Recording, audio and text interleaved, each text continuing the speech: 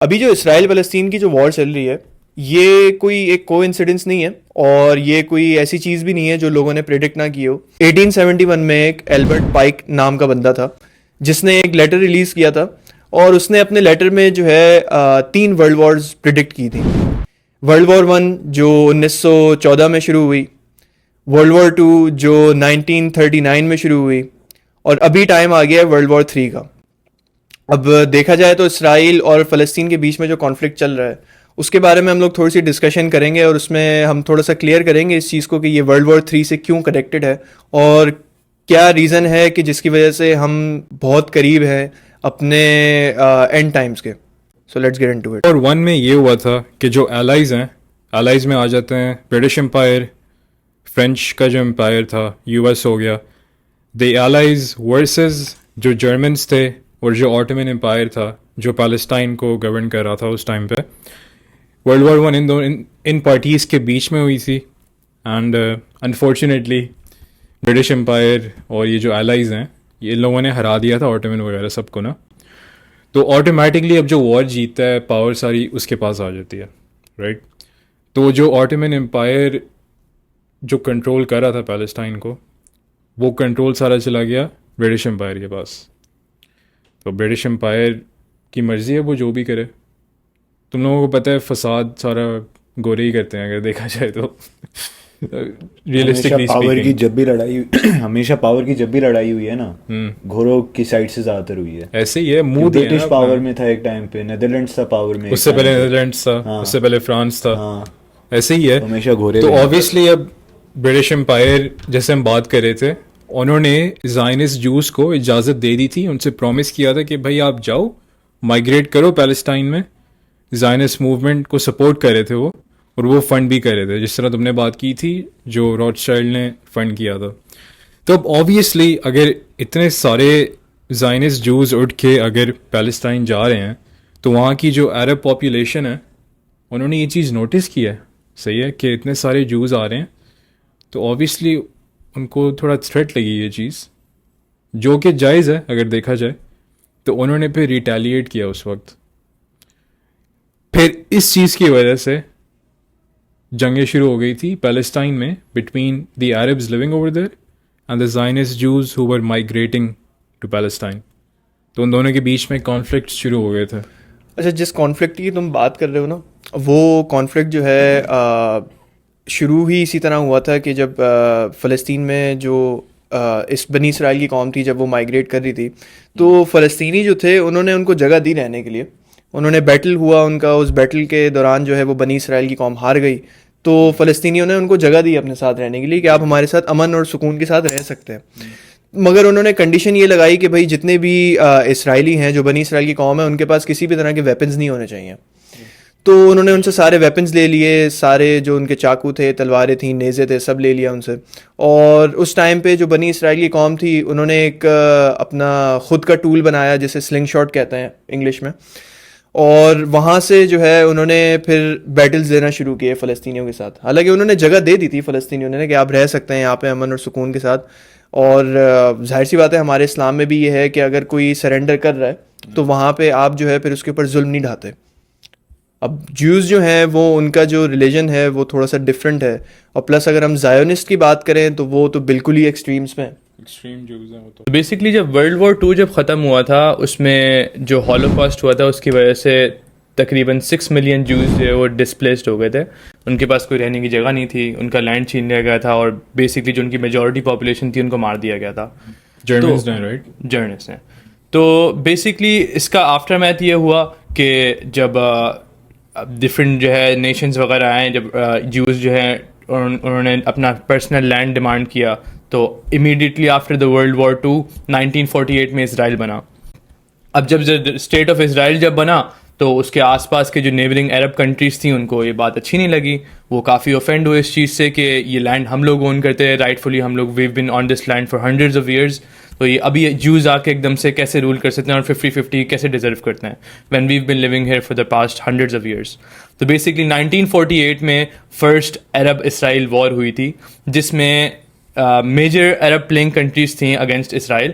اس میں سب سے زیادہ امپورٹنٹ کنٹریز تھیں ایجپٹ، سیریا، لیبنان، عراق اور پیلسٹائن سیلف.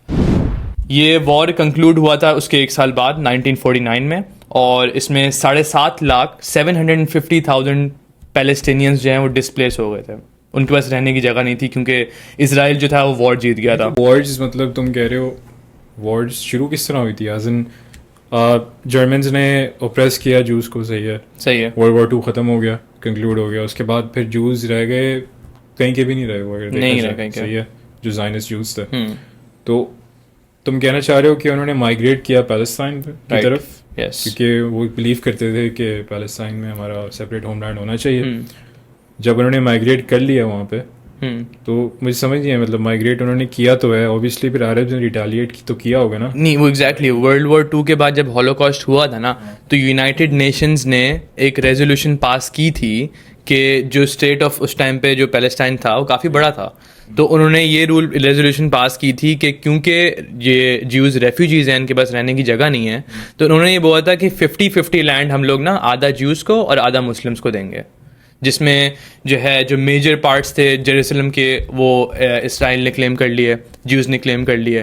حالانکہ وہاں پہ کافی اسلامک ایج آرٹیفیکٹس ہیں، جیسے 1969 میں مسجد الاقصیٰ کو اسرائیلی فورسز نے بام سے اڑا دیا تھا کیونکہ پیلسٹینینز یہ بات ایکسیپٹ نہیں کر رہے تھے کہ ان کو سینٹر آف اٹینشن دی گئی ہے. اب ورلڈ وارز کے بعد نا ایک پیریڈ آف پیس آتا ہے. صحیح ہے. جو ہر کنٹری چاہتی ہے، especially the one in power. تو ہوا یہ تھا کہ برٹش امپائر جو ہے نا، to calm things down between the Arabs in Palestine and the Jews in Palestine, کیونکہ بہت کانفلکٹس آ رہے تھے اوبیسلی. تو کام تھنگس ڈاؤن انہوں نے یہ لا پاس کیا تھا برٹش امپائر نے، کہ انہوں نے یہ کہا تھا کہ بھائی اب جتنے بھی جوز آ رہے ہیں نا، جو مائیگریٹ ہو کے آ رہے ہیں پیلسٹائن، اس پہ انہوں نے لمٹ لگا دی تھی. صحیح ہے. اب لمٹ لگانے کے بعد اوبیسلی اب جوز کو اس بات سے مسئلہ ہوا تھا. صحیح ہے. اب جوز نے اوبیسلی ریٹیلیٹ کیا اگینسٹ دا برٹش. صحیح ہے. اور عربس کو بھی یہ مسئلہ ہو رہا تھا. تو بیچ میں کون دب رہا تھا؟ برٹش امپائر، کیونکہ وہ سنبھال نہیں پا رہے تھے. فساد بھی انہوں نے ہی اسٹارٹ کیا اور اب سنبھال بھی نہیں پا رہے وہ. تو انہوں نے کیا کیا تھا، یو این کو پاس کر دیا تھا کہ بھائی تم سنبھالو ان دونوں کو، ہمارا کوئی دخل نہیں ہے ادھر. پھر یو این نے یہ لا پاس کیا تھا کہ آئی گیس 57% پیلسٹائن جو ہے وہ اسرائیلس کو دے دیا تھا، جوز کو دے دیا تھا، رائٹ، اور باقی عربس کو دیا تھا 43%. تو یہ پاسنگ کے بعد بھی 57% اگر جیوز کے پاس جا رہے ہیں تو مطلب میجرلی آکیپائڈ بائی جوز ہے، تو رن جیوز کر رہے ہیں کنٹری کو، تو پاور اب جیوز کے پاس چلے گئی وہ کنٹری رن کرنے کی. تو ظاہر ہے عرب کو مسئلہ ہونا تھا. اور ہسٹری ریپیٹ ہوئی ہے ہمیشہ کہ جس کے پاس پاور آئی ہے نا، اس نے اس پاور کا ہمیشہ غلط استعمال کیا ہے. اور جس سے پاور چھینی جا رہی ہے اس نے کبھی ہٹنا نہیں، اس سے لڑائی میں رہنا ہے. لڑائی میں رہنا ہے. ہاں، کیونکہ اس نے بھی محنت کیا پاور کیونکہ وہ ایک ظالم ہے اور ایک مظلوم ہے. تو مظلوم کے پاس تو 2 آپشنز ہوتے ہیں، یا تو وہ اس غلامی کو ایکسیپٹ کر لے یا تو پھر آگے سے ریٹیلیٹ کرے. اب اسلام میں جو ہے وہ ان ریٹیلیشن کے بھی رولز ہیں. وہ رولز جو ہے وہ کچھ اس طرح کے ہیں کہ آپ نے جو ہے اگر آپ کی بیٹل فیلڈ میں آپ ہو، ٹھیک ہے، تو اس کے کچھ وار ایتھکس ہوتے ہیں جو موسٹ آف دا کنٹریز نے وارز میں فالو نہیں کیے، مسلمس کے علاوہ. مسلمس بہت خیال رکھتے ہیں اس چیز کا کہ اگر کوئی بیٹل ہے یا اس طرح کی چیزیں ہیں، جو میں صحیح مسلمس کی بات کر رہا ہوں، میں ان مسلمس کی بات نہیں کر رہا جو اپنے فائدے کے لیے دھماکے کر کے اور بلڈنگیں اڑا دیتے ہیں. آج کل تو مجھے نہیں لگتا ایسی کوئی بھی کنٹری ہے جو دھیان رکھتی ہو اٹیک کرنے سے پہلے. کوئی ایک کنٹری بتا دو ایسے. تو پھر تو یہ اسی لیے تو ہمیشہ یہی ہوتا ہے کہ جب بھی وارز ہوئی ہیں تو سب سے زیادہ نقصان جو ہوتا ہے وہ سویلینس کا ہوتا ہے، انوسنٹ لوگوں کا جن کی کوئی غلطی نہیں ہے، بچوں کا، عورتوں کا، بڑے بوڑھوں کا. اس کی وجہ پتہ ہے کیا ہے؟ کیونکہ جو اصل میں کنٹری کو رن کر رہے ہوتے ہیں نا، ان کا نقصان نہیں ہے، کیونکہ وہ چھپ کے بیٹھے ہوئے ہیں. سولجرز جا رہے ہیں، مارے جا رہے ہیں لوگ، ان کو پتہ ریٹیلیٹ بھی کریں گے اگر دوسری کنٹری، تو ان کو کچھ نہیں ہونا. بھائی وہ جن لوگوں کی تم بات کر رہے ہو نا، وارز کا سب سے زیادہ فائدہ فائنینشلی انہیں کو ہی ہوتا ہے، کیونکہ گورنمنٹس وغیرہ اور کنٹریز ان کے پاس جا کے لونز لیتی ہیں ویپنری وغیرہ کے لیے، اور پھر ان کو انٹرسٹ کے ساتھ واپس کرنے ہوتے ہیں ان کو پیسے.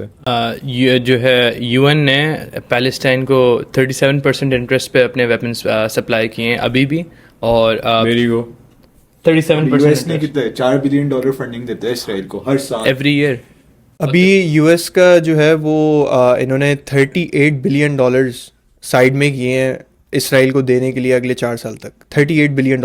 ان کی بیسٹ انویسٹمنٹ ہے بھائی یہ. جو بائیڈن نے اپنی اسٹیٹمنٹ میں بولا ہے کہ this is the best investment America has ever made. تو اب یہ جو ساری سچویشن جو آج کی بنی ہوئی ہے وہ ابھی سے تو چلتی بھی نہیں آ رہی, بہت ٹائم سے چلتی بھی آ رہی ہے. اور مسلم اگر دیکھا جائے تو مسلمز جو ہے وہ ہمیشہ سے ہی جہاں پہ انہوں نے کمپرومائز کیا ہے کسی اور ریلیجن یا کسی اور کلچر کے ساتھ, ہسٹری اس چیز کا گواہ ہے کہ وہاں پہ ہمیشہ ان کو دھوکہ ہی ملا ہے.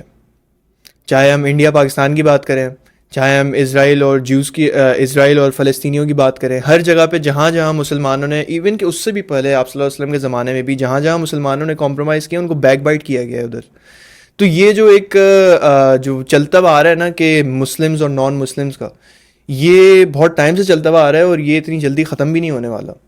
ابھی اس ٹائم پہ اگر ہم بات کریں تو دنیا کو سب سے زیادہ خطرہ کس چیز سے ہے؟ نیوکلیئر بام. نہیں, اسلامک پاپولیشن سے, اسلام سے خطرہ ہے. پوری دنیا کا سب سے بڑا جو اینیمی ہے نا اس ٹائم پہ وہ ہے اسلام. اور fight against the devil. The fight against the devil. اس کی ریزن پتہ ہے کیا سب سے میجر, کہ جو اسلامک گھروں میں بچے پیدا ہو رہے ہیں نا وہ 5 times مور ہیں جو دوسرے ریجن میں پیدا ہو رہے ہیں. ان کو ڈر لگ رہا ہے کیونکہ اگلے 5 سے 10 سالوں میں اسلامک پاپولیشن جو ہوگی وہ میجورٹی میں ہو جائے گی. ابھی 40% ہے کہہ سکتے ہو تم, لیکن اگلے 5 سالوں میں میجورٹی میں ہے. ابھی آئی تھنک 2.5 بلین کے آس پاس ہے کچھ مسلمانوں کی پاپولیشن پوری دنیا میں, اور کرسچنس کی ہے کچھ 2.5 بلین سے تھوڑا سا اوپر. اب بات یہ ہے کہ جتنے بھی, اب جوز تو خیر میجورٹی میں نہیں آتے, کرسچنز آتے ہیں میجورٹی میں, اور مسلم جو ہیں وہ لوگ آتے ہیں میجورٹی میں. تو اب ایون کہ یہ جو وار ہے نا, یہ وار فلسطین اور غازہ کے اور ان لوگوں کے اور جوز کے بیچ میں نہیں ہے. یہ وار جو ہے وہ اسلامک ورلڈ کے اور نان اسلامک ورلڈ کے بیچ میں ہے. سارا زوم آؤٹ کر کے دیکھو نا تو ایسے سارا مسئلہ ہی اسی چیز کا ہے کہ ان کو اسلام کو ایلیمینیٹ کرنا ہے. سب سے بڑا اینیمی ہی اسلام ہے. چاہے ہم یو ایس کی بات کریں, چاہے ہم کسی بھی ایسی نان مسلم کنٹری کی بات کریں, ان کا سب سے بڑا اینیمی ہی اسلام ہے. اس کا ریزن یہ ہے کہ ہمارے ریلیجن میں بھی مطلب جو ہماری ریڈ لائنز ہیں وہ اتنی زیادہ اسٹرانگ اور اتنی زیادہ کلیئر بتائی گئی ہیں, اور اس کو اگر فالو کرتے کرتے جو ہے وہ ایک انسان بہت اچھی ایک زندگی گزار سکتا ہے. اور یہ گورے یہ نہیں چاہتے, کیونکہ ہمارے اسلام میں جو ہے نا وہ سلیوری کا کانسیپٹ نہیں ہے کہ آپ اپنی جو ہے وہ روح بیچ کے اور قبول کر لو. اب یہ جتنے بھی جو نان مسلمز ہیں, چلو نان مسلمز کے ہم اسپیسیفک ہو جاتے ہیں, یہ جتنے بھی جو ہے زائونسٹ ہو گئے, ایتھیسٹ ہو گئے, ٹھیک ہے, یہودی, ایلومناٹی, یہ سارے ایک ہی مطلب جو ہے نا وہ سکے کے 2 پہلو ہیں. جو میجرلی جو دنیا کو رن کرتے ہیں نا وہ جیوز ہی ہوتے ہیں, اور مجھے سمجھ بھی آتی ہے جیوش فیملیز ہوتی ہیں. اس کی تھوڑی ہسٹری میں پیچھے چلتے ہیں واپس, جیسے ورلڈ وار 2 میں نازیز نے کافی جیوز کو ڈسپلیس کیا تھا, تو سمجھ آتی ہے وہ ریٹیلیٹ کر رہے ہیں. ان کو کوئی ریزننگ ملی واپس اب پاور میں آنے کی, ان کو کوئی ریزننگ ملی پاور میں آنے کی, تو اگر کوئی بھی تشدد کرتے ہے کسی کے ساتھ, ظاہر ہے ان کو کبھی نہ کبھی تو واپس پڑے گی نا. تو اب 6 ملین جوز کے ساتھ جب ضلالت کرو گے تو انہیں فائٹ بیک کرنا ہے, کیونکہ ان کو کوئی سپورٹ نہیں کرنے آ رہا تھا. تو اب آج کل جیوز پاور میں بھی ہیں, اور وہ اب جو جیوز ہیں وہ تھوڑے اسٹرانگ بلیفس بھی لے کے چلتے ہیں, کیونکہ ان کی ہسٹری ان کو فورس کرتی ہے اسٹرانگ بلیفس پہ. اب اسٹرانگ بلیفس مطلب ان ٹرمز آف ریڈیکیلٹی اور زائنسٹ بلیفس جو کہہ رہے تو. اچھا, اب بات اگر کریں تو دیکھو اسلام جو ہے وہ ایک چیز کے سب سے زیادہ اگینسٹ ہے, وہ ہے انٹرسٹ. دنیا میں انٹرسٹ کا کانسیپٹ جوز لے کے آئے تھے, ٹھیک ہے, کنگ رچرڈ کے ٹائم پہ جب دنیا میں جو سب سے پہلا بینکنگ سسٹم سٹارٹ ہوا تھا وہ جوز نے سٹارٹ کیا تھا, اور انہوں نے ہی جو ہے وہ اس جگہوں پہ رہتے رہتے جو ہے وہ انٹرسٹ سے اتنا کمانے لگے کہ ان کے اتنے بڑے بڑے جو ہے وہ محل کھڑے نہ ہونا شروع ہو گئے, وہ پاور میں آ گئے, سسٹمز ہاتھ میں لے لیے انہوں نے. اب اسلام جو ہے وہ اس چیز کے بالکل اگینسٹ ہے انٹرسٹ کے. انٹرسٹ کیا ہے کہ اگر آپ وہ کہتے ہیں کہ اگر آپ جو ہے وہ سود میں پڑھ رہے ہو تو یہ کھلی جنگ ہے اللہ تعالیٰ سے, اور یہی ایک جو ہے وہ اس کا اگینسٹ ایک دوسرا پہلو دیکھ لو تو جوز ہی ہیں جنہوں نے انٹرسٹ کا سسٹم سٹارٹ کیا تھا دنیا میں. تو جو اس ٹائم پہ بھی جو جوز اور مسلمان ساتھ رہ رہے تھے, وہ ایک اس ٹائم پہ بھی جو بیٹل تھا وہ انیویٹیبل تھا, اور اس ٹائم پہ بھی جو وار ہو رہی ہے وہ انیویٹیبل ہے, وہ ہونی ہے. ہسٹری ریپیٹ ہو رہی ہے, ہسٹری ریپیٹ, ہر 80 سال میں ہسٹری ریپیٹ ہوتی ہے. اس لیے لیٹ 1940s کے بعد بھی 50s میں بھی جب آئے تھے نا, وار ختم نہیں ہوئی تھی. 56 میں سویز کرائسس نام سے ایک وار آیا تھا جو سیکنڈ عرب اسرائیلین وار تھا. پیلسٹائن میں ہوا تھا وہ. عرب اور اسرائیل کا مسئلہ چل رہا ہوتا ہے زیادہ تر نا. ابھی جب بات کرتے ہیں پیلسٹائن اسرائیل کا کانفلکٹ نہیں تھا, پورے عرب اور اسرائیل کا کانفلکٹ ہوتا ہے ہمیشہ. Ottoman Empire versus ہاں Zionist. ہاں Basically. کیونکہ عرب کو لگتا ہے, عرب سائڈ کو لگتا ہے کہ بھائی پیلسٹائن ان کی ایریا ہے, ان کی ریزیڈنس ہونی چاہیے وہ. اور Zionist کو الٹا لگتا ہے. زائنسٹ کو الٹا لگتا ہے. تو یہ کانفلکٹ عرب اور اسرائیل کے بیچ میں صدیوں سے رہا ہے اور کبھی پیس پہ پہنچے نہیں. وجہ یہ ہے کہ دونوں چاہتے ہیں کہ یہ لینڈ پورے کا پورا ان کا, اور یہ ہو نہیں سکتا. تو ابھی یہ وار کا کیا کہہ رہے تھے تم, نام کیا تھا؟ سویز کرائسس نام سے ایک وار تھا 1956 میں. یہ سیکنڈ عرب اسرائیلین وار تھا, اور اس میں بیسکلی یہ ہوا تھا کہ اسرائیل نے غازہ اسٹرپ کو کنٹرول لیا تھا, ان نے انویڈ کیا تھا ایجپٹ کو, اور اس طریقے سے ان کا کنٹرول آ گیا تھا غازہ اسٹرپ پہ. اور ان کا ہمیشہ غازہ اسٹرپ کی لڑائی رہی ہے, ابھی بھی اسرائیلی غازہ اسٹرپ کو کنٹرول کرتی ہے, اور وہی لڑائی ہمیشہ سے چلتی ہے, غازہ اسٹرپ کا کنٹرول لینا. صرف کنٹرول نہیں کرتے وہ, وہاں پہ ان لوگوں کو اوپریس کر کے رکھا ہوا ہے. وہ غازہ اسٹرپ جو ہے نا, وہ کوئی لوگوں کی رہنے کی جگہ نہیں ہے, وہ ایک اوپن ایئر جیل ہے. وہ basically it's an open air prison. وہاں پہ جو چیزیں آتی ہیں, چاہے ہم کھانے کی بات کریں, چاہے ہم پینے کی بات کریں, وہاں پہ اگر ہم دوائیوں کی بات کریں یا گھر بنانے کے مٹیریل کی بات کریں, XYZ جو بھی چیزیں ہیں وہاں پہ وہ اسرائیلی اپروول کے بغیر نہیں جا سکتے, پاسبل ہی نہیں ہے اس چیز کا. وہاں پہ غازہ اسٹرپ پہ اس ٹائم پہ تقریباً 2.2 ملین 22 لاکھ لوگ جو ہے وہ وہاں پہ ریزائڈ کرتے ہیں, اور ان سارے ہی لوگوں میں جو ہے وہ بہت سارے اس طرح کے سویلینز بھی ہیں. اور وہیں پہ اس ٹائم پہ جو ہے وہ حماس کا جو ایک گروپ ہے, جو ایک ریٹیلیشن جنہوں نے سٹارٹ کی ہے October 7 کو اسرائیل کے خلاف, وہ بھی وہیں کہیں بستے ہیں. October 7th of this year, right? This year, yes, this year. تو پھر جیسے آپ نے ابھی بتایا جو سویز کرائسس ہوا تھا وہ بھی دی اینڈ نہیں تھا, کیونکہ اس پہ کوئی کنکلوژن نہیں تھے, اور again like the previous war Israeli forces نے ودرو کر لیا تھا. ٹھیک ہے, تو 1967 میں ایک وار ہوا تھا نون ایز دا 6 Day وار. وہ جنگ 6 دن چلی تھی. مئی 1967 میں عرب ورلڈ کا لیڈر تھا ایک گمال عبد الناصر. تو وہ ایجپٹ کا اس ٹائم پہ پریزیڈنٹ تھا. وہ جو ہے کرنٹ سچویشنز عرب ورلڈ اور اسرائیل اور عرب ورلڈ میں سچویشنز دیکھ کے کافی جو ہے کنسرن تھا, اور اس سے یہ بات برداشت نہیں کی جا رہی تھی, کیونکہ آٹومن امپائر میں شروع سے وہ ایک ایریا رول کرتے ہوئے آیا, تو اس سے انہوں نے یہ چیز ٹالریٹ نہیں کی. تو انہوں نے یہ کیا کہ اپنی ملٹری فورسز لے کے وہ تیران والے ایریا میں, تیران ایریا اگر آپ کو ڈیفائن کی جائے تو پیسج وے ہے جہاں سے اسرائیل اپنی شپمنٹس وغیرہ آتے جاتے ہیں, جہاں پہ آپ امپورٹ آف گڈز اور سروسز کہہ لو. تو انہوں نے وہ ایریا کو بلاکیج کر دیا. اب اس سے یہ ہوا کہ جب انہوں نے دیکھا کہ ایز اے تھریٹ اسرائیل نے لے لیا اس بات کو, اور May 5, 1967 پہ انہوں نے اپنی ایئر اسٹرائکس کی اپنے ایجپشین ایئر فیلڈس پہ. کافی اوور ویلمڈ ہو گئے. اس سے یہ ہوا کہ جب US نے یہ دیکھا کہ اتنی ساری انٹرنیشنل لیول پہ بڑے لیول پہ وارز ہو رہی ہیں اور کافی زیادہ کیجولیٹیز ہیں, لوگ مر رہے ہیں, ملینز میں لوگ مر رہے ہیں, تو انہوں نے یہ کیا کہ فورسفلی جو ہے ایجپٹ اور اسرائیل کو نا ایک ریلیشن شپ ٹریٹی میں فورس کر دیا بیسکلی. ہاتھ ملا واپس میں بہت زیادہ ہو گیا. ایگزیکٹلی یہ وار اتنا بڑا تھا compare to the previous 2 wars. اس میں بیسکلی ہوا تھا ویسٹرن سائڈ جو تھیں وہ اسرائیل کو سپورٹ کر رہے تھے, اور جو مسلم ورلڈ کے جتنے بھی لیڈرس تھے وہ جو ہے پیلسٹائن کو سپورٹ کر رہے تھے. سب سے میجر ایونٹ پتہ ہے کیا ہوا تھا؟ جب امریکہ اسرائیل کے سائڈ پہ تھا, جو سارے میجر آئل مینوفیکچرز یا oil distributors around the world تھے, جیسے تم مڈل ایسٹ میں سے ایران ہو گیا, اپنا سعودی عربیہ ہو گیا, UAE ہو گیا, انہوں نے اوپیک جو ہے جس کو مانا جاتا ہے جو آئل سپلائی کنٹرول کرتا ہے دنیا میں, انہوں نے بائیک آؤٹ کر لیا ویسٹرن اپنی جو ہے اکانومیز سے. ہم ان کو ویسٹرن کنٹریز میں کسی بھی کنٹری میں آئل ہم لوگ سپلائی نہیں کریں گے. اب اوبیسلی US نے وار شروع کیا, انہوں نے جب دیکھا کہ مارکیٹ میں آئل شارٹیج ہے, ان کی انڈسٹریز نہیں چل رہی تھیں, ان کے اپنے بزنسز چل رہے تھے, وہ لوگ پروفٹس نہیں بنا رہے تھے, اور جب انہوں نے دیکھا تو انہوں نے فورسفلی ایجپٹ, اسرائیل اور جارڈن کی کمیونٹیز کو فورسفلی ٹریٹی سائن کروائی کہ اور جو ہے ان کی جو میجر رول تھا وہ یونائٹڈ نیشنز کو دے دیا کہ یہ سپلائی کریں گے ان کو. کیا یہ پنگا تمہیں پتہ ہے 67 میں شروع نہیں ہوا تھا, یہ پنگا شروع ہوا تھا 64 میں جب PLO نام کی ایک آرگنائزیشن بنی تھی.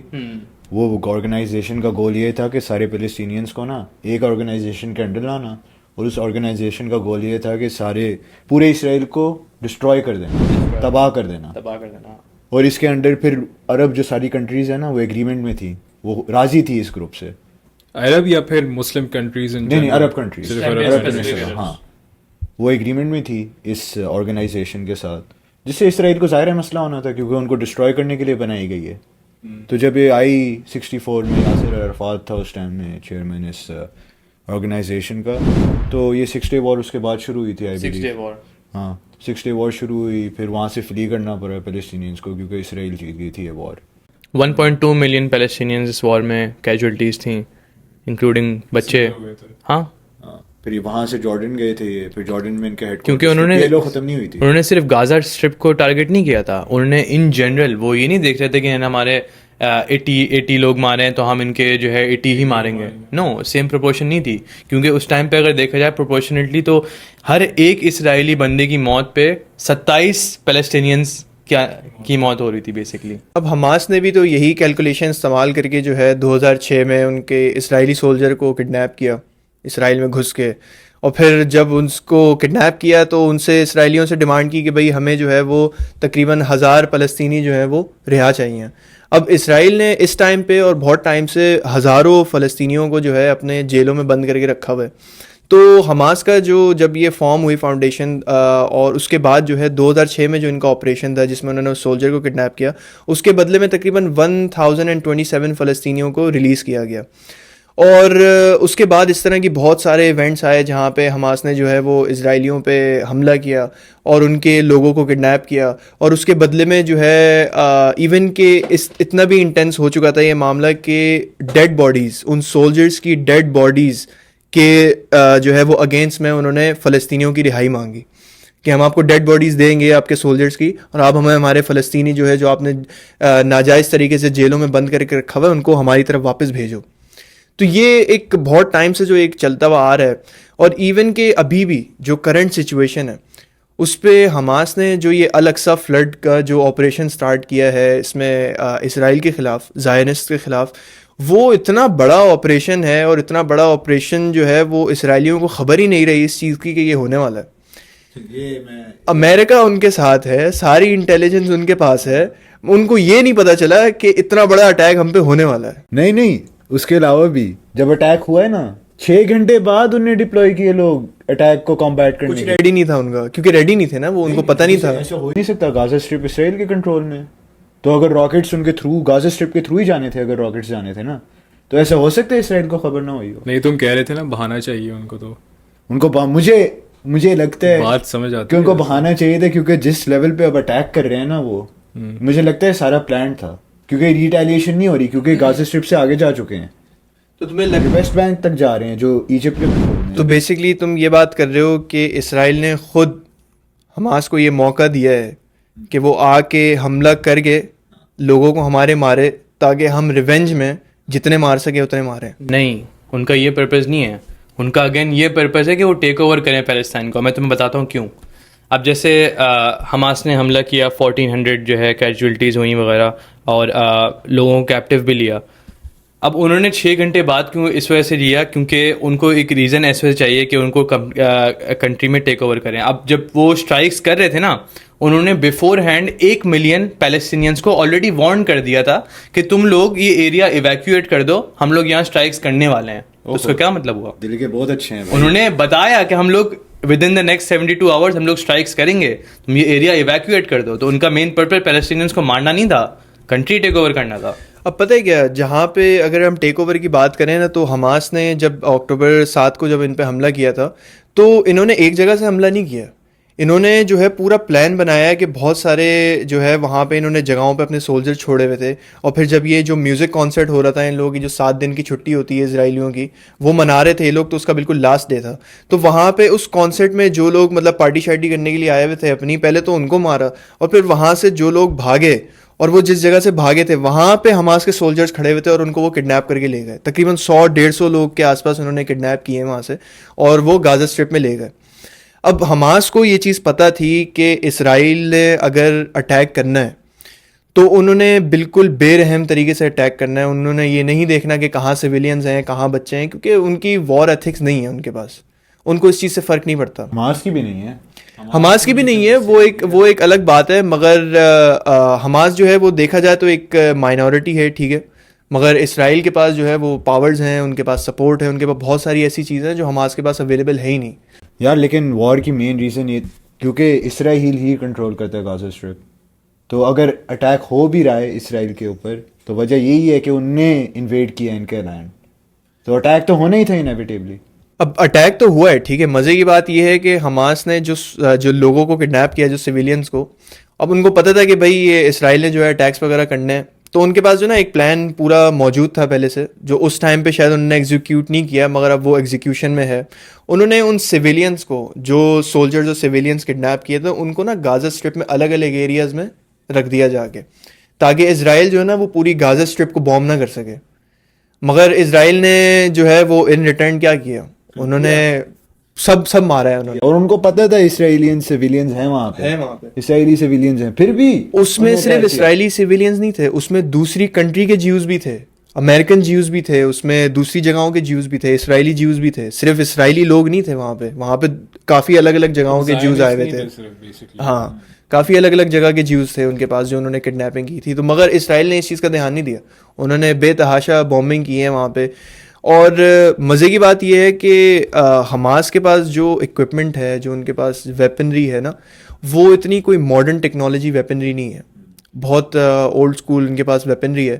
ایون کہ جو ان کے پاس راکٹس وغیرہ بھی ہیں, جو وہ گائیڈڈ راکٹس نہیں ہیں, وہ ایک بہت بیسک راکٹس ہیں کہ ان کو آپ ٹارگیٹ پہ جو ہے اگر آپ بھیج رہے ہو تو اس کا کوئی چانس نہیں ہے کہ وہ ٹارگیٹ پہ گرے, کیونکہ وہ گائیڈڈ میسائل یا گائیڈڈ راکٹس نہیں ہیں. اسرائیل کے پاس بلکہ ایڈوانس ٹیکنالوجی ہے, وہ راکٹس کو انٹرسیپٹ بھی کر سکتے تھے thanks to the U S A. Thanks to the U S A. تو وہاں پہ انہوں نے جو ہے اسرائیل نے جو راکٹس اور میسائلز وغیرہ مارے ہیں, ان کے پاس یہ ٹیکنالوجی ہے کہ وہ ٹارگیٹ پہ رکھ کے اس کے اوپر جو ہے وہ بم پھینک سکتے ہیں. تو یہ جتنا بھی جو غازہ اسٹرپ کے اندر جو ہاسپٹل پہ حملہ ہوا ہے, جو اسکولز اور مدرسوں پہ حملہ ہوا ہے, وہ سارا گائیڈڈ میسائلز کے تھرو ہوا ہے. میں ویسے ایک بات سے بہت حیران ہوتا ہوں, جو انٹرویوز ہوتے ہیں میڈیا چینلز پہ, وہ کوشچن کرتے ہیں اس بات کو کہ صحیح کیا غلط کیا ہاسپٹلس پہ بام پھینک کے, جہاں پہ لوگ ویسے ہی کریٹیکل تھنکنگ کر رہے ہوتے ہیں اس بات پہ. جہاں بحق ہو کے لوگ پہنچے, بھائی تو انجر ہو گیا ہے, بام کی وجہ سے انجر ہوا ہے, تیرا خون نکل رہا ہے, اور پھر کہہ رہے ہیں کہ بھائی اس جس ہسپتال میں تو گیا ہے اس کو بام کرنا ایتھیکلی صحیح ہے یا نہیں, مورلی صحیح ہے یا نہیں, یہ کوشچن ہونا بھی نہیں چاہیے. یار تم نے جس طرح بھی بات کی ہے نا کہ اسرائیل کے پاس سپورٹ ہے, مطلب ویسٹرن سوسائٹی اور جتنی بھی پاورفل کنٹریز ہیں, اسرائیل کے پاس سپورٹ ہے ان کا. پہلے کے زمانے میں اگر دیکھا جائے تو پیلسٹائن کے پاس بھی سپورٹ تھا, ایجپٹ وغیرہ کا, جس طرح تم نے کہا تھا, رائٹ. تم نے جس طرح بھی کہا نا کہ اسرائیل کے پاس ابھی کرنٹلی جو سپر پاورز ہیں ان کا سپورٹ ہے, بے شک وہ ویپنری میں ہو یا فنڈنگ میں ہو. اب ایک کسی زمانے میں پیلسٹائن کے پاس بھی یہ سپورٹ ہوتا تھا. عرب کنٹریز جس طرح تم نے کہا تھا نا کہ مل کے وہ انہوں نے ایک پلان بنایا تھا کہ ہم اسرائیل کو حملہ کریں گے یا جو بھی میزائل وغیرہ پھینکیں گے, جو پھینکے بھی تھے انہوں نے. تو آج وہ سپورٹ کدھر ہے؟ آج کے وہ صدام حسین اور یہ غدافی آج کے کدھر نہیں ہے؟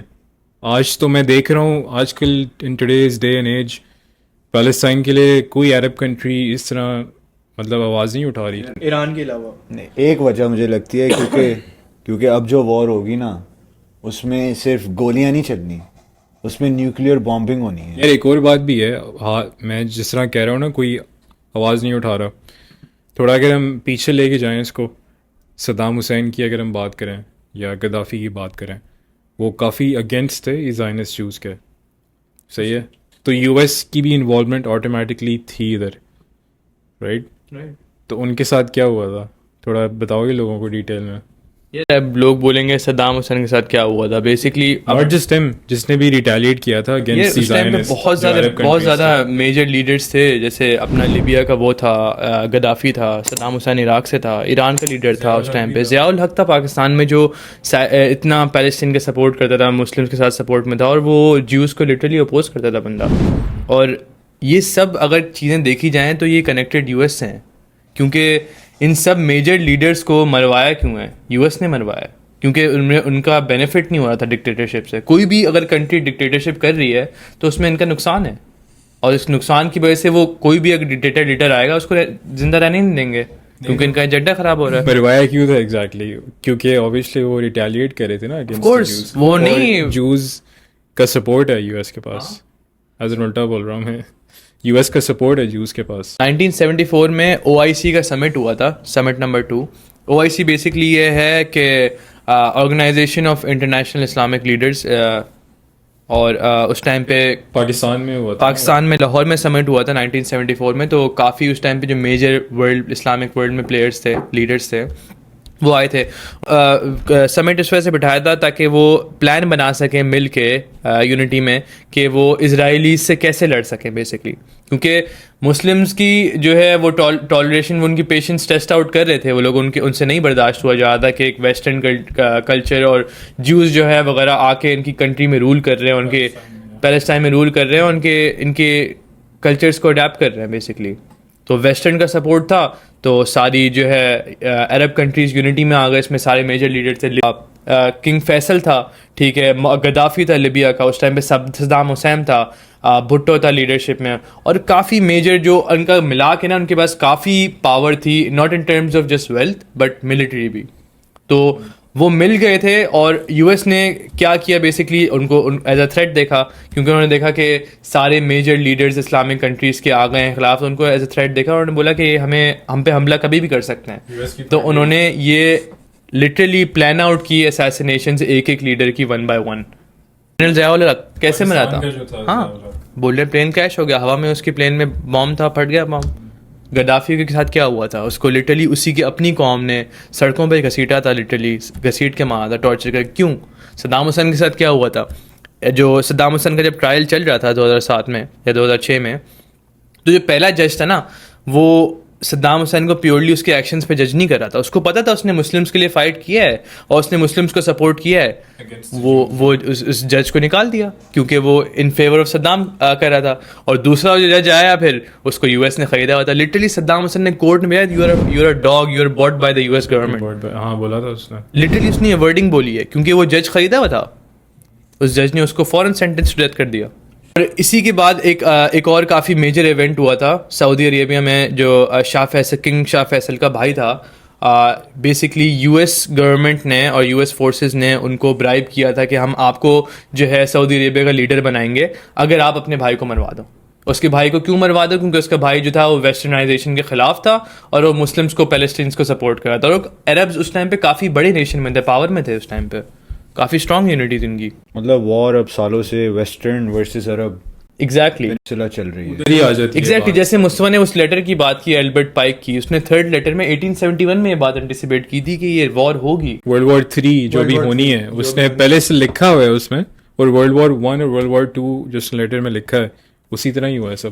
کیونکہ دیکھو یہ جتنا بھی ابھی جو کانسیپٹ چل رہا ہے نا سارا, کہ لوگوں کو لگتا ہے کہ بہت ساری دنیا میں ایسی چیزیں ہو رہی ہیں جو ایک کوانسیڈنس ہے, صرف وہ کوانسیڈنس نہیں ہے, یہ شطرنج کی چالیں ہیں. جب جیسے آپ کوئی چیس کا جب آپ گیم کھیل رہے ہوتے ہیں نا, تو آپ جو ہے اپنے اوپوننٹ کی اگلی 10 مووز کے بارے میں آپ کو پتا ہوتا ہے کہ اگر میں یوں چلاؤں گا تو اگلے نے کس طرح چلانا ہے. اب یہ جتنے بھی ایلومیناٹی کے لوگ ہیں جو بڑے بڑے پوزیشنس پہ بیٹھے ہوئے ہیں, جو منی سپلائی کنٹرول کرتے ہیں, دنیا کی بہت بڑی بڑی پوزیشنس پہ وہ بیٹھے ہوئے ہیں, جن کو لگتا ہے کہ وہ خدا بنے بیٹھے ہیں, زمین کے خدا جو بنے بیٹھے ہیں, تو ان کو لگتا ہے کہ اگر وہ جو ہے مینیپولیشن کر کے اور اس کو مروا کے اور اس کو مروا کے اپنے سارے کام نکلوا لیں گے تو ان کی دنیا جو ہے وہ ان کے حساب سے چلے گی, جو کہ کہیں حد تک صحیح بھی ہے, چل بھی رہی ہے, کیونکہ اللہ تعالیٰ نے ڈھیل دی ہوئی ہے ابھی فی الحال. تو البرٹ پائک نے اپنی World War 3 اپنے لیٹر میں جو World War 3 کا جو ریزن ایکسپلین کیا تھا اور جو طریقہ ایکسپلین کیا تھا, وہ اس نے کہا تھا کہ World War 3 جو ہوگی نا وہ اسلامک ورلڈ اور دنیا کے جتنے بھی بڑے پولیٹیکل لیڈرز ہیں ان کے خلاف ہوگی, ان کے آپس میں ان دونوں کے بیچ میں ہوگی. تو میں نے جیسے پہلے کہا نا کہ دنیا کو جو ہے وہ اسلام سے خطرہ ہے. مجھے ادھر لگتا ہے کہ تھوڑی سی ڈس ایگریمنٹ ہے, کیونکہ چائنا انوالو ہو گیا. اب چائنا انوالو ہوا ہے, پیلسٹائن کی سائڈ لے رہا ہے, فلسطین کی سائڈ لے رہا ہے. چائنا مسلم کنٹری تو نہیں ہے, لیکن وہ ویسٹرنائزیشن کو اپوز کرتے ہیں. تو جو کنٹریز ویسٹرنائزیشن کو اپوز کر رہی ہیں نا, وہی لڑیں گے ویسٹرن. مسئلہ پتہ ہے, مسئلہ جو ہے وہ مسلم نان مسلم کا نہیں ہے, مسئلہ ہے مسلم اور شیطانیت کا, اسلام اور شیطانیت کا. تو اب گڈ کو ڈیفائن کرنا ہے اگر, تو گڈ ایک ایسی چیز ہے جس میں تم اپنے ایک ویلیوز اور بلیف سسٹم لے کے چلتے ہو, یہ گڈ ہوتا ہے. اور ایول یہ ہوتی ہے کہ تمہارا کوئی بلیف سسٹم نہیں, ہر چیز کو ٹالریٹ کرتے ہو, اپنے آپ کو کنٹرول ہونے دیتے ہو ایک اوپر والی پاور سے, جو آج کل US میں ہو رہا ہے, LGBT وغیرہ, جس میں ہم نے پہلے بھی بات کی ہے. تو رشیا ایک ایسی کنٹری ہے جن کے ایک اپنا بلیف سسٹم ہے, سختی سے مانتی ہے اس میں. چائنا بھی ایسی ہے اور وہ مانے گی بھی نہیں, سپر پاور بن رہی ہیں, اور ان کو یو ایس سے ویسے ہی مسئلہ ہے کیونکہ وہ سپر پاور ہیں. تو چائنا انوالو ہو گیا, چائنا تو ہوگا انوالو ڈیفینیٹلی, کیونکہ اگر ایک وہی بات ہے نا, ایک نیشن کی زیادہ سے زیادہ پاور رہتی ہے 150-200 سال. نہیں 75 لگا لیتے ہیں ایوریج پہ. چلو 75 کر لو. اب وہ ٹائم تو آ گیا اگر دیکھا جائے. چائنا کافی کمپٹیشن دے رہی ہے یو ایس کو. کمپٹیشن نہیں برو, آؤٹ بیٹ کر دیا ہے لٹرلی ایوری ایسپیکٹ میں. دیکھا جائے دنیا میں جو مین ٹریڈ کرنسی ہے وہ کیا تھی, یو ایس ڈالر تھی, چینج ہو گئی, چائنیز یوان ہو گیا. انڈین روپیز چل رہے ہیں اب ٹریڈ کے لیے. ایگزیکٹلی. اور جو ہے یو ایس میں بھی جو آئل جا رہا ہے وہ ڈالرز میں نہیں جا رہا, وہ ین میں جا رہا ہے. اور اچھا ابھی میں ایکسپلین ادھر تھوڑی ڈیپ بات کروں گا. یہ اسرائیل کو ویپنری پرووائڈ کی جا رہی ہے اور وہاں پہ بھی ان کی فنڈنگ جاتی ہے. جب ان کی فنڈنگ وہاں جاتی ہے تو یو ایس ڈالر کی ڈیمانڈ واپس اوپر جائے گی, کیونکہ سپلائی بڑھی ہے مارکیٹ میں. ویپنری یو ایس سے خرید رہے ہیں نا, تو ان کو چاہیے زیادہ پیسہ یو ایس ڈالرز میں, تو واپس یو ایس ڈالرز جانے لگیں گے وہاں پہ, ڈیمانڈ بڑھے گی یو ایس ڈالرز کی, اور جب ڈیمانڈ بڑھے گی واپس تھوڑی پاور میں آئے گی. دیکھا جائے تو صرف it's all about power.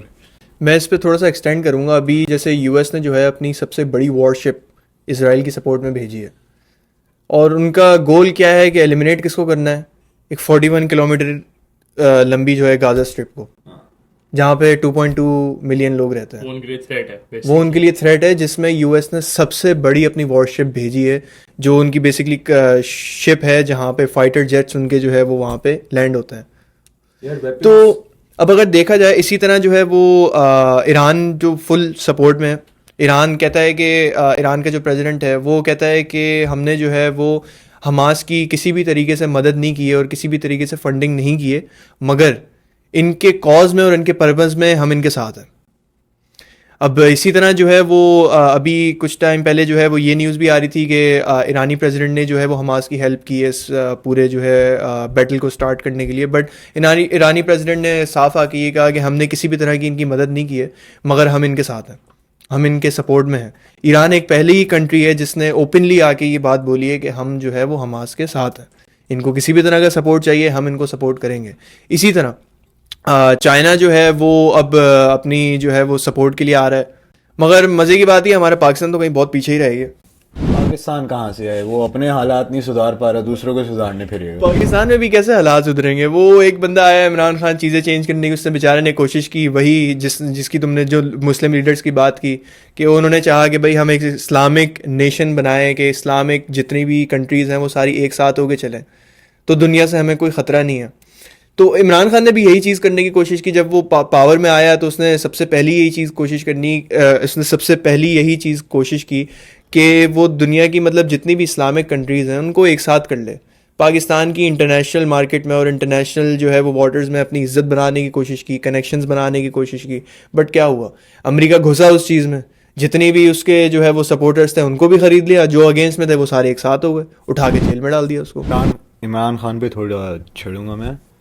Imran Khan اس لیے اچھا تھا کیونکہ اس کو بولنا بہت اچھا آتا تھا, وہ پڑھا لکھا تھا, وہ اپنا اوپینین اپنے الفاظوں میں پورٹری اچھا کر سکتا تھا, تو وہ پاکستان کے لیے ریپرزنٹیشن ایک اچھا تھا. تو اگر لڑائی ہوتی تھی یا کوئی بھی باہر کی دنیا سے کمیونیکیٹ کرنا تھا نا, عمران خان ایک اچھا کینڈیڈیٹ تھا اس کے لیے. اب نواز شریف, زرداری, انہیں کچھ نہیں کیا یار. اور جو انٹرنیشنل لیڈرز تھے عمران خان کی بہت رسپیکٹ کرتے تھے, کیونکہ کوئی اور پاکستانی لیڈر نہیں ہے جو یونائٹڈ نیشنز میں گیا ہے اٹھ کے اور اس نے جو ہے اسلام کے اوپر سب کو یونائٹ کر کے اس طرح بات بولی ہے, کیونکہ پریویس ہسٹری میں تو کوئی پاکستانی لیڈر نے اس طرح حرکت نہیں کی کوئی بھی. تو اب دیکھو حق اور سچ کی جو قیمت ہوتی ہے نا وہ یہی ہوتی ہے کہ یا تو بندے کو چپ کرا دیا جاتا ہے, یا غائب کرا دیا جاتا ہے, یا تو پھر اس کو مار دیا جاتا ہے. تو ابھی بھی جو یہ ساری چیزیں چل رہی ہیں, ہم اس میں بہت سارے لوگ ہیں جو بولیں گے یہ ہمارا میٹر نہیں ہے تو ہم اس میں گھسیں گے نہیں. بہت سارے لوگ ہیں جو اسرائیل کے ساتھ اور شیطانیت کے ساتھ ہیں, اور ڈیسائیڈ جو ہے وہ باقی لوگوں کو یہ کرنا ہے کہ آپ سچ کے ساتھ ہیں یا جھوٹ کے ساتھ ہیں.